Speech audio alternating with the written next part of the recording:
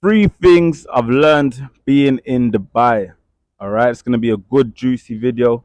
I'm still in Dubai. It's not even my first time here, but I've learned a lot more this time, and I knew I would because we spent just over a week here, and Dubai is a great place. From the first time I came here in 2019, was it? I knew I'd probably move here one day. Haven't moved here yet, but we're working on it. But I'm just going to talk about three things that I've learned, nice and simple, but specifically around fitness and the fitness industry. So this is more for like my coaches out of you, fitness coaches, and it's not necessarily about moving to Dubai because I don't think everybody has to move to Dubai. Got benefits to it. I might make another video about that, but this is more just about things that I've learned, right? So boom, number one, fitness is abundant. So when I say this, I mean that being in London sometimes and talking to the coaches there all the time and just getting on sales calls or just talking to them because of just the nature of it being a cold city and the government doing what they do and just the message and the propaganda being around cost of living. It's easy to get in a rut in London and think just in general that fitness isn't an abundant industry.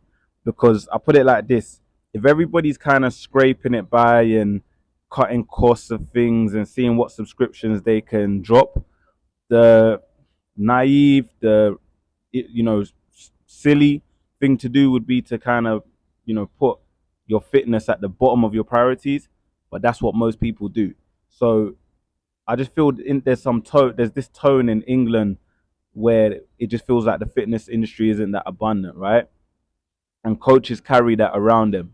I think they get that from just constant yeah, what's the word should we say, just getting no's, for getting no's and just trial and trying to acquire more clients or build up their client base and failing maybe or whatever it may be, right? But there's just that tone that fitness isn't abundant in the UK, and coming over here it just was a big reminder that it is. So on our first couple of days or the first week we went to the Dubai Muscle Show, which is like a fitness expo over here, and it was just like booming, man. Just seeing so many different coaches and just so many different elements of fitness, not even just directly coaching, whether it was supplement companies and clothing stores and different whatever. Like, there's just so many different aspects to fitness. So it just reminded me that regardless of whether you're in UK or Dubai or whatever country, fitness is a £1 billion dollar industry,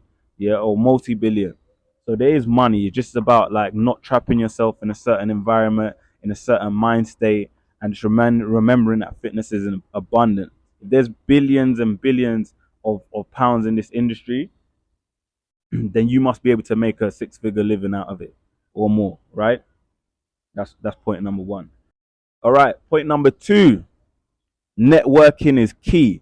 I've always heard this term that your network is your net worth. I've even used it. So I've always understood how beneficial it is. But I think in the UK, it just seems less important. It feels like you need to be chipping away on your own and just really working hard diligently on your own, just because there isn't that much of a networking culture, right? And it might not just be the energy or the people. It could be just the fact that it's hot out here, right? And there's loads of places to meet up because everybody's always out.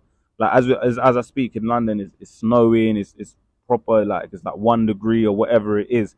So people are in their houses, right? Like it just naturally is less meeting up anyway. But networking is key, man. Like we've had some big meetings here that have completely just transformed our mindset around the way we do things and really giving us some gems going into the new year.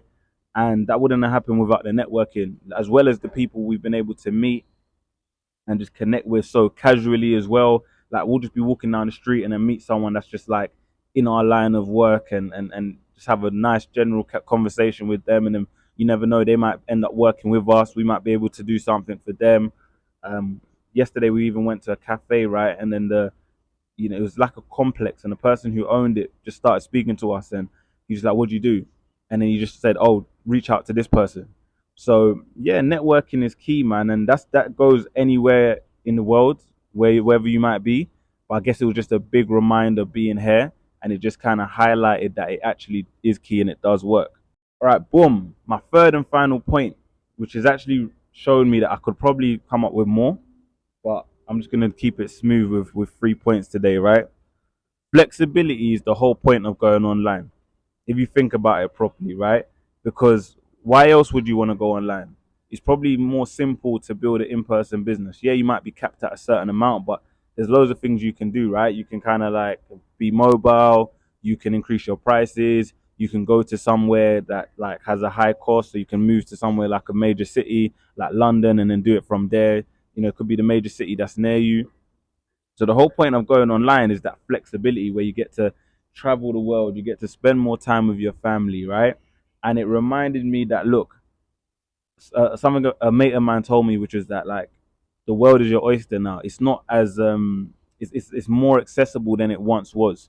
You can catch a flight, not pay that much, 7 hours, 4 hours, 5 hours. You're in a whole different part of the world with a whole different type of ethos and mentality and opportunities, right? So that's the whole point of the online thing. So if you're not traveling, at least once a quarter or a couple times, 3 times a year, then you're missing out on the whole point of being online, right? So you need to kind of, if you're not unable to do that at the moment, you need to work towards that, because this flexibility to be able to kind of travel the world and just see different things, meet different people, it's really reminding me being here for a bit longer this time that that's what it's all about. Because that's where your mind becomes open. That's where you get new ideas. You can transform things. You can just be open to a whole new world of opportunity. So flexibility is the whole reason, and don't forget to use that, right? Even when you're at home, don't just spend 7 days a week working. Keep it flexible. You don't have to work at home every single day. Sometimes you can be in an off coffee shop. Sometimes you might book a hotel and go out of town for a week and do your work from there, right? So keep it flexible. All right, that's me done. Hopefully, this has been helpful for you. Just remember, if you're an online fitness coach, then please follow or subscribe to the OHB Academy channel.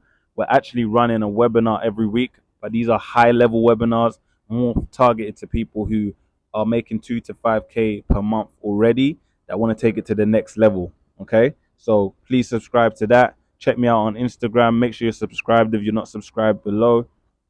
Drop a comment. Show any type of support you can. Peace. Shall I shoot now, yeah?